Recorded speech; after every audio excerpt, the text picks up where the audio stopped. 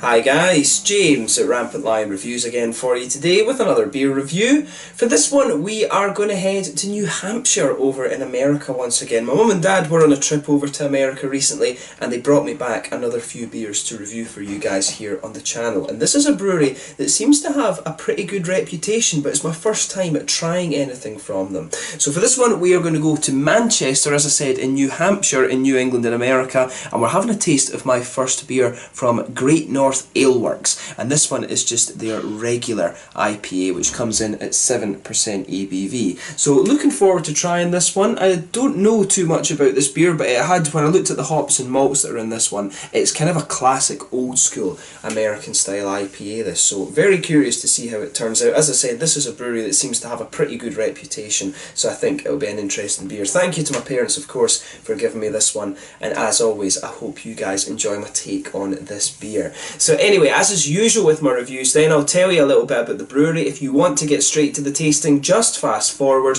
All the usual links are in the description below. That's the brewery website, the link to my other reviews that hopefully I can do in the future from Great North Aleworks. This is the very first time I'm trying one of their beers, like I said. There's all the usual social media. If you want to see more beer reviews, do please consider subscribing to the channel. The whole channel, of course, has a geography-based tagging system, so you can go into the homepage and search for beer based on country, city, state, county, prefecture, whatever it is you're interested in. Do check out the playlist of beers from different countries. There is one there for all the American beers that I've reviewed for you. That's constantly being added to, and as always, please do get in touch and let me know some of the other beers and breweries that you guys would like to see me review. It's always great to hear from you guys that are watching the videos, and the support that you show the channel is hugely appreciated. So anyway, on to my brewery notes then, to tell you a little bit about Great North Aleworks. So as I mentioned to you, Great North Aleworks are based in Manchester in New Hampshire, and the company was founded by Rob and Lisa North, hence where it takes the name Great North Aleworks from. So Rob was a long-time home brewer and he'd been brewing since 2007.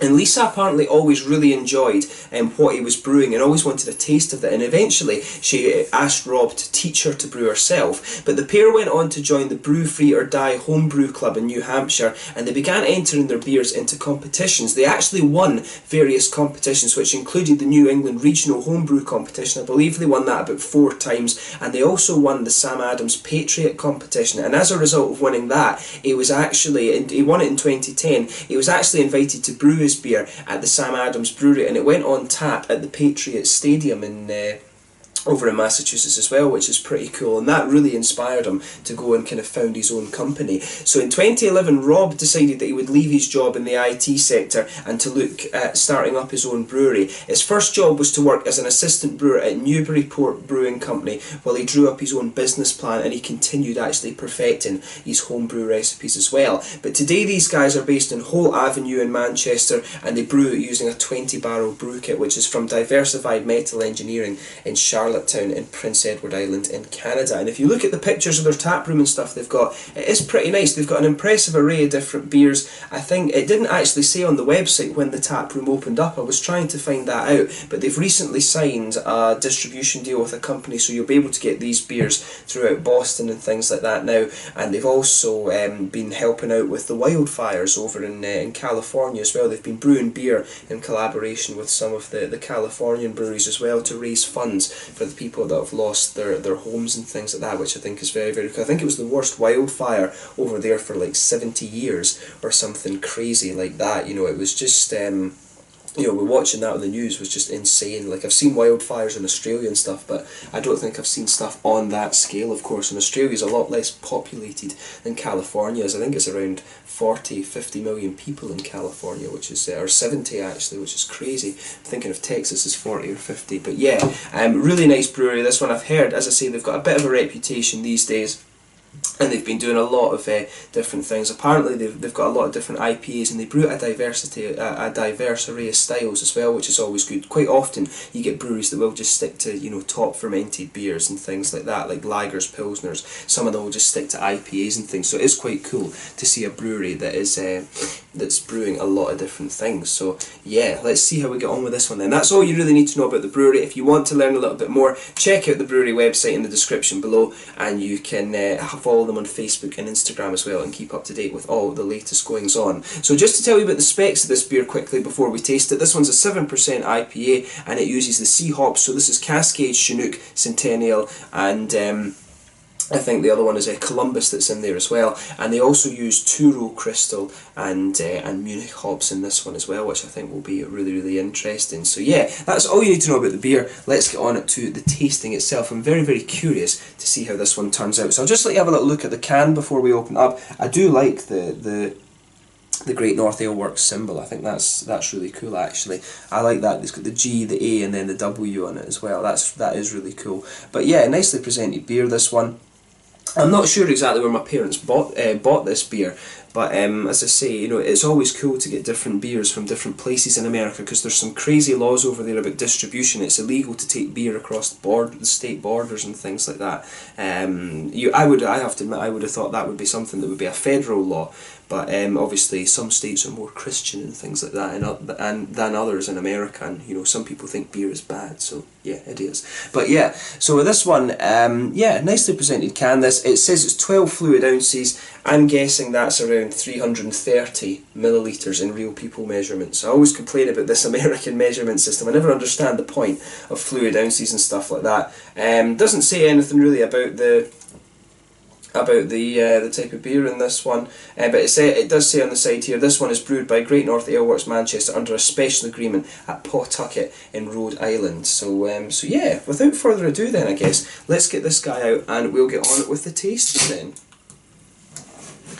So, a little bit of smoke on the opening and we'll get it out into the glass. And I have to say, I'm quite looking forward to this one because, you know, a lot of these breweries are just brewing the big hazy New England IPAs these days, so it is quite refreshing to go back and have something that's a little bit more West Coast and a little bit more hoppy and bitter after all this kind of haze craze thing. But I will say straight away, this beer smells really nice. I'm actually wondering if I'm smelling a little bit of Citra off this, so I do wonder if I've missed the fact, if I've missed maybe Citra is considered one of the C hops. I thought the C hops were the kind of classic American hops. But I'm pretty sure, just from the aroma that's coming out of this glass, there's a little bit of Citra in there. It's definitely got a little mango edge to it. But as you can see with this beer, it's poured a really nice, bright, goldeny amber colour there. It is pretty clear as well. If I put my fingers behind the glass, you can see this beer is pretty transparent, I have to say. There's a solid finger of a frothy white head on this one.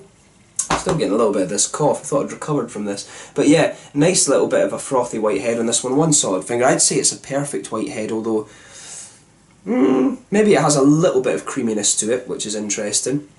One or two big bubbles sticking towards the side of the glass there, and a few little ones just heading up towards the bottom of that head. But you know, in terms of an IPA, nothing overly surprising in terms of its appearance. You know, it's the sort of colour range and things that you would expect. So let's take a closer look at the aroma then and just see how we get on with this one. Yeah, that smells good. Yeah, so nice big floral aromaticity to this beer. Good little bit of juicy fruity character as well, to be honest. You know, I think there's a little bit of mango in there. You can definitely pick up some of the grapefruit, which will be the kind of signature of the Cascade. There's a little bit of a lemony citrus in there too, which is that's probably down to the Centennial, to be honest. There we go. Fix my voice again. Yeah. So definitely a bit of lemony citrus from the Centennial. Some of the grapefruit might also be from the Chinook as well, but to me, Chinook usually gives you a big sort of piney resin sort of thing, but for me this beer smells a little bit more floral and spicy, if that makes sense, which is quite interesting. Columbus is an interesting hop. It's used mainly as a bittering hop, and it can have this almost... It's got a good kind of distinctive sort of spicy floral aromaticity to it. Sometimes it can have this almost aniseedy or very slightly curry-ish flavour, I've found at some points, but it's really a very distinctive spicy floral aromaticity you get. It's almost a little bit peppery, to be honest, and you can definitely smell a little bit of that floral spice to this beer, which is nice. But as I always say, take a little bit of time and enjoy the aroma of the beer before you get stuck in. But you can smell those nice malts in that. I always love the American malts that they use for these West Coast IPAs. They always just have that little bit of caramel sweetness, and that's one of the things I've really missed about these West Coast beers compared to the New England haze crazed beers. I love a little bit of a caramel malty backbone. You get that sweetness to balance out the bitterness, and then the fruitiness comes out later. I really love the West Coast sort of beer styles. But yeah, definitely a nice bit of bready quality to this one. You've got a nice bit of sweet caramel, some biscuity notes in there, or I should say cookies, since this is an American beer. We should use the American words. But yeah, really nice. Yeah, it's a nice smelling beer, this one. It has pretty much everything you would expect from a West Coast style IPA, and as I say, I'm curious just to see how this one turns out. So let's get stuck into the tasting of this one then. So this one is the India Pale Ale IPA, the straight up one from Great North Aleworks in Manchester in New Hampshire. Very, very curious to see how this one turns out. And a shout out to my friend Amy Valia, who lives quite close to there actually. So let's get stuck into this beer. Slàinte, skål.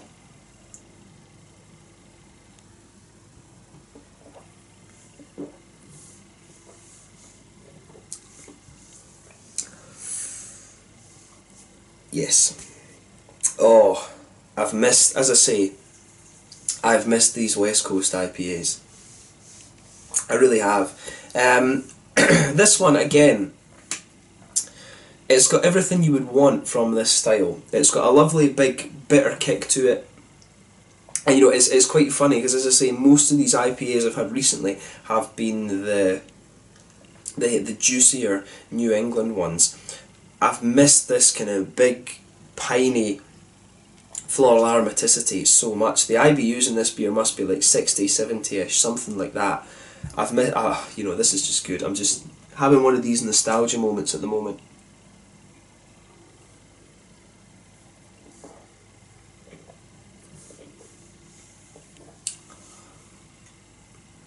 Yeah. Take a few sips of this and just let your mouth adjust to it. If you, as I say, if you've been drinking these haze crazed New England IPAs, which are good, don't get me wrong on this, the New England IPAs are good, but you always want a diversity, to be honest with you. You want a diversity of styles, and I've just missed these West Coast IPAs a lot. So with this beer then, you can feel straight away there is a little bit of a breadiness just blankets the middle of your palate.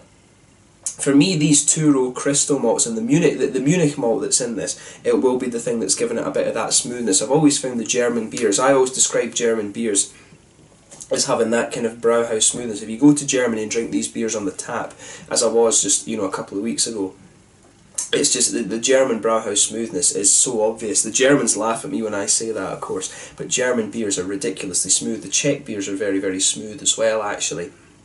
But yeah, with this beer, you can feel right across the centre of your palate. There's a lovely bready note to this one. There's a nice little bit of a sort of sweet caramel in the centre of the palate as well.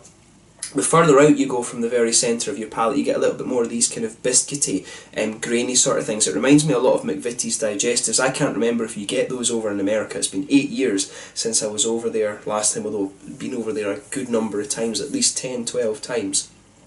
But with this one, it's definitely got a little bit of that grainy sort of biscuity thing, and you can feel the further into the aftertaste you go, this beer becomes a little bit more bready, and some of the sweetness just lingers in it there.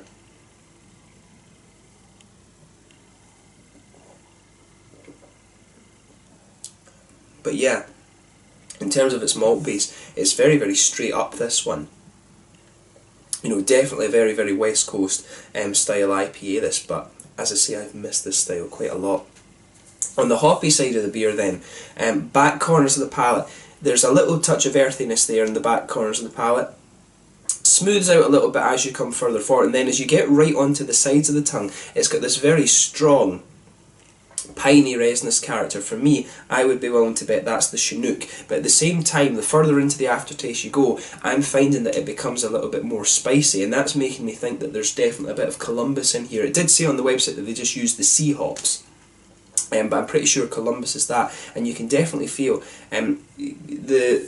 Columbus has this almost aniseedy, licoricey type floral, spicy quality to it, and you can definitely feel a little bit of that on the sides of your palate here. But the sort of dank resins from the Chinook are definitely present as well, those big dank piney resins. And then as you go right towards the front corners of your palate, then round the very front curve of the tongue, it's just a little bit lighter and more grassy, and then behind the front curve of the palate, you've got that nice oily bubble where the juicy fruity esters start to come out of the beer. And I'll say straight away, it's a strong grapefruit flavour that's just forming the base of this beer. This beer, to be honest, it is very kind of straight up. It's quite a straight edge West Coast IPA, if that makes sense. It's Probably the best way to describe this one is quite old school. It's, if you're comparing this to other beers, if you like the kind of classic Sierra Nevada Pale Ale, or even like the Torpedo, for example, it reminds me, this beer kind of reminds me a lot of that particular type of West Coast IPA.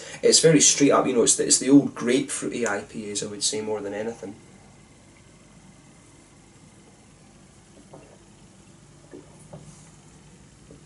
But yeah, very, very kind of nostalgic-y West Coast IPA, this one. As I say, if you like the likes of the Sierra Nevada Pale Ale and the Torpedo, I think this is probably a beer that's going to suit you right down to the ground. And I do like drinking things like this. You know, it takes you right back. I mean, when I first got into craft beer, it's sort of around, I would say it's around 2011, roughly, that I was starting to get into things. And this reminds me of a lot of the American beers that I was trying for the first time back then.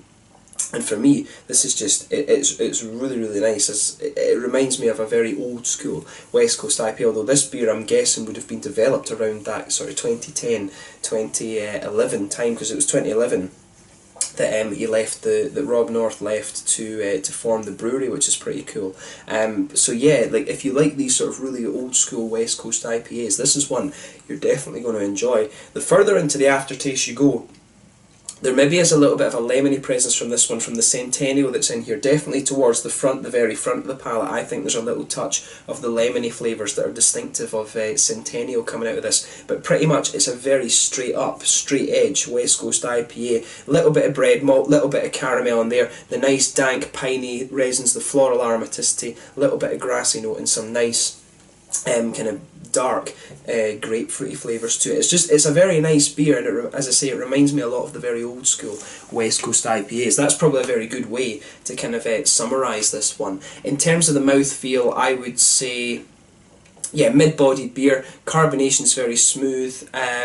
It's more of an oily mouthfeel that comes out of this one, which is quite nice. Good bit of hoppy bitterness. I would guess it's somewhere around the 70, maybe 60, 70 IBUs mark. Good bit of sweetness and smoothness in the malt base. It leans a little bit more towards the sweetness the further into the beer you go, but it starts off very smooth, and it's got a good little bit of fruity character in it as well, mainly grapefruits, but later on you start to get a little bit of you do start to get a little bit of a kind of lemony note out of this. In terms of the Citra, because I did mention Citra at the start of this review,